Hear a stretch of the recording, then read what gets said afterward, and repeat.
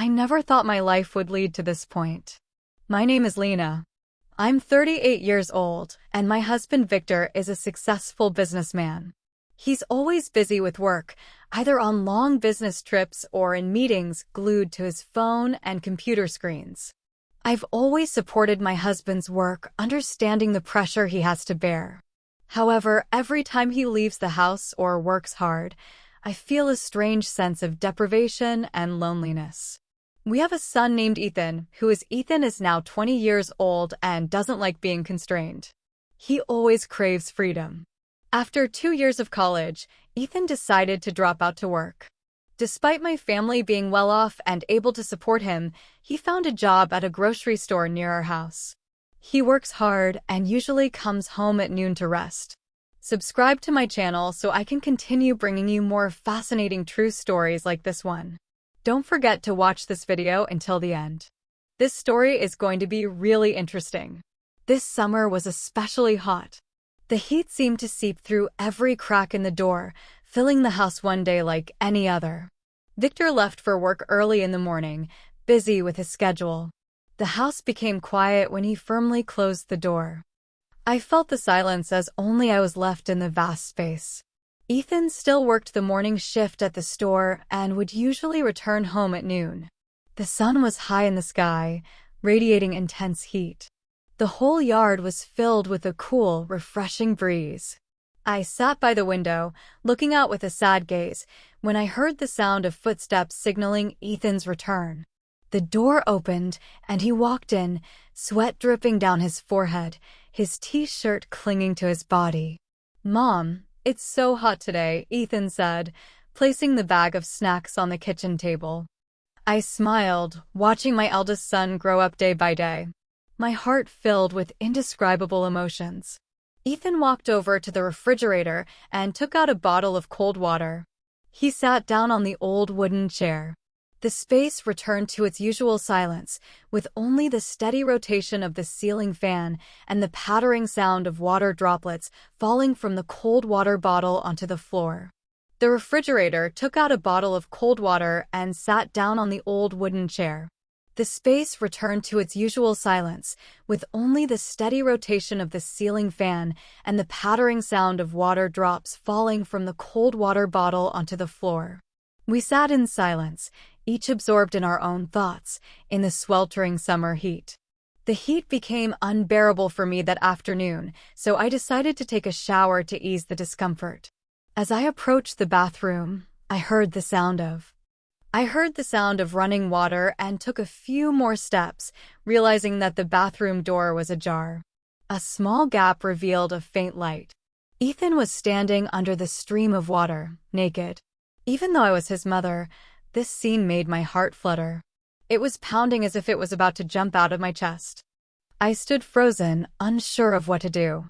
Ethan was still, absorbed in the shower, completely unaware that I was standing there, witnessing that private moment. The moment the heat in my body wasn't just from the weather, but it felt like something was rising up inside me. I couldn't explain my thoughts at the time, only that the confusion and embarrassment made me want to leave quickly before being discovered. But when I took a step back, my foot accidentally hit the mop nearby, making it fall to the floor with a loud noise. The sudden sound made me panic. My heart felt like it was tightening, and I quickly ran back to the living room, hoping that Ethan wouldn't notice me. I sat down on the chair and felt my heart still pounding, my breathing becoming rapid, and my whole body trembling as if I had just escaped a dangerous situation. The sound of the mop falling seemed to echo in my head, making me afraid that Ethan would remember or notice something unusual. However, the house remained quiet. There was no sound of footsteps from the bathroom. I tried to calm myself down, but the turmoil inside wouldn't subside. The image of Ethan naked still appeared clearly and hauntingly in my mind. I don't know why, but that moment seemed to awaken something deep inside that I had long tried to ignore. The feeling of shame and guilt mixed together made me both confused and worried. I stood up and paced the living room, trying to push the image out of my mind, but it stubbornly returned, haunting me and making me uneasy. The sound of water in the bathroom stopped. A few minutes later, Ethan walked out. He was wrapped in a towel, with water droplets glistening down his strong shoulders. I glanced at him quickly, then turned away, deliberately avoiding Ethan's eyes. But I couldn't hide the confusion in my heart. Ethan looked at me for a moment, then smiled slightly. "Mom, did you hear something?" "I think something just fell." I tried to keep my voice as normal as possible, even though it shook slightly. Mom, dropped the mop. It's okay." After saying that, I could feel the vibration in my words, so I quickly turned away to hide my anxiety and embarrassment. Ethan just gave a shrug and walked back to his room, closing the door behind him. The house fell into a silence again, but my mind was not at ease. The feeling of heat in my body, combined with the summer heat and the image of Ethan, made me feel stuck between reality and chaotic thoughts that shouldn't exist. I sat down on the chair, holding my I was trying to get rid of the images that kept coming into my mind. "Lena, what are you doing?" I was blaming myself. My inner voice was full of fear and shame. Since that day, I had been looking at Ethan in a different way. I didn't understand why, and I didn't know how to get out of this confusing situation. Time flew by, and the next morning began with the same rhythm. Victor sat down to Ethan was in a hurry to eat breakfast. He was glued to his phone, checking emails and messages. I quietly set the table for breakfast, trying to keep my face calm despite the sadness that silently rose up inside me. Ethan announced that he was going on a long business trip, which was expected to last a whole week. I was used to Victor's busy lifestyle, but every time he announced his departure, my heart couldn't help but sink. I felt a sense of emptiness spreading inside me like a dark cloud. "Don't worry, I'll take care," I reassured him. After this business trip, Victor said in a rushed voice, forcing a smile before standing up and leaving the house. The sound of the door closing echoed, leaving the space to fall into a vague silence. Ethan sat across from me, gently stirring the cup of coffee in front of him. His eyes were tired and thoughtful when Victor was gone. When Victor was gone, Ethan looked up, his eyes searching for sympathy. "Mom, I have a week off from the shop. How about we go on a trip? It's been a long time since. We've been out together as a family." I smiled sadly and shook my head, a hint of regret flashing in my eyes. "Your dad is very busy. He's on a business trip for a whole week." This time, I couldn't help but notice that Ethan's eyes were slightly sad. His lips were pursed as if he was trying to hold back something.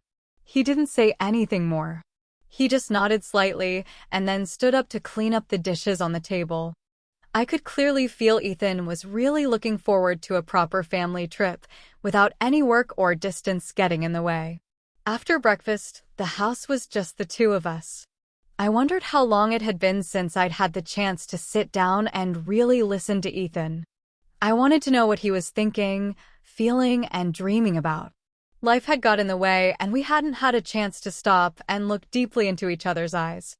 We sat in the living room, with the cool breeze blowing in through the half-open window.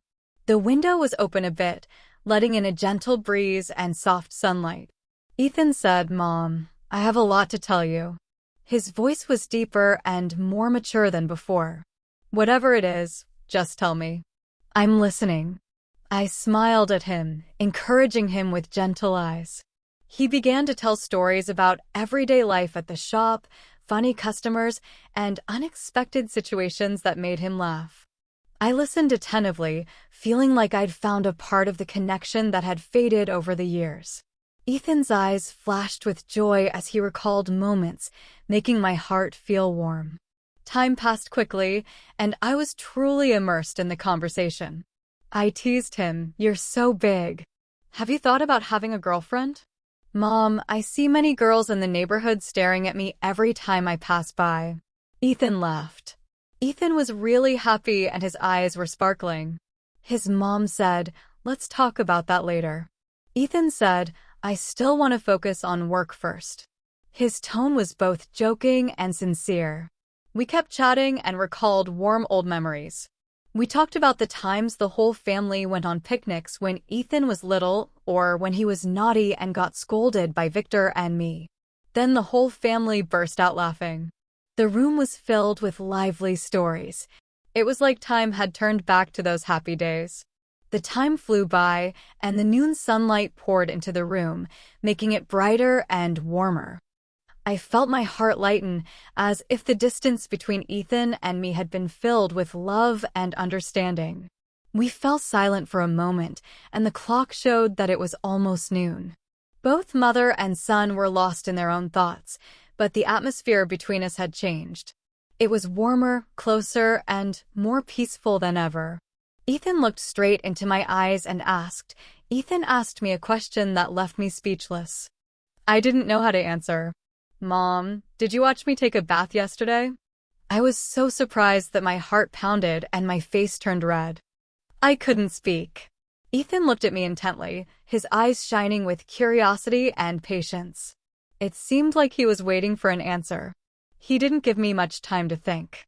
Yesterday, I knew you were watching, but I just pretended not to know. Hearing that confession made my heart feel. It was like someone was squeezing it, both embarrassed and worried. All these chaotic thoughts were swirling in my mind. Ethan knew, so why did he keep silent until now? I tried to open my mouth to speak, but every word seemed stuck in my throat. Our eyes met, and I felt something strange and indescribable pass between us, just as I was about to speak. Ethan suddenly spoke up, breaking the awkward silence. Mom, I like you. Ethan's voice was gentle but firm. I like you, not like a mother and son, but like a lover. Ethan's sudden confession took me by surprise. I felt a rush of emotions, surprise, worry, and something else I couldn't quite name. My heart stopped beating for a moment. His eyes held seriousness and a hint of hope. I was silent, unsure how to face the truth. My heart fluttered, and I struggled to describe the feeling as Ethan's words echoed in my ears. Mom, you asked me if I wanted. I had a girlfriend, but deep down I only wanted you. I felt my chest tighten and my heart pound. I hadn't felt this way in a long time. I was surprised and confused, trying to find words to describe my chaotic thoughts, but I was met with silence. Ethan sat close, his eyes worried and tender, as if reading my inner turmoil. My heart ached with self-reproachful questions. How could I feel this way when I hadn't been close to anyone for so long? Did I deserve to? Do you really think I can feel fragile and young again? I asked, my voice a little faster than I intended. I was surprised when Ethan didn't respond. Instead, he took my hand, and it felt warm. His eyes were soft, and it was as if all my thoughts suddenly disappeared. Ethan pulled me into his embrace. His arms were wrapped tightly around me, as if he was holding me back from my worries. I could hear his heartbeat, and it sounded like a soft, copper sound in his chest. His breath was warm against my ear. I just want you. That whispered sentence still surrounded me like a silken mist. Ethan's lips were close. I felt my heart somersault in my chest in that moment. I knew that no answer could express my feelings as clearly as Ethan's embrace. From that moment on, when Ethan and I first gave ourselves to each other, all boundaries seemed to disappear. We held back, no reservations, and lost ourselves in each other's arms as if the outside world did not exist. From that moment on, we were inseparable. A secret relationship was formed between us. It was a secretive and dangerous relationship. Every time Victor was away, the normally quiet house became a place of intense undercurrents. Ethan's gaze on me seemed to ignite all suspicion. I couldn't resist that inexplicable attraction. The thrill of closing the door, the sound of each cautious footstep, and the hasty embrace felt like we were afraid the world would see us. We both knew that this relationship should not exist. We knew it would only end in pain, but we still rushed into each other's arms anyway. In those secret moments, I didn't think about the consequences or the reproaches. I only knew that for Ethan, the prohibition became more attractive than ever. But every secret has its expiration date. I know that one day the truth will come out and take away everything we're holding on to. Ethan and I continue our lives.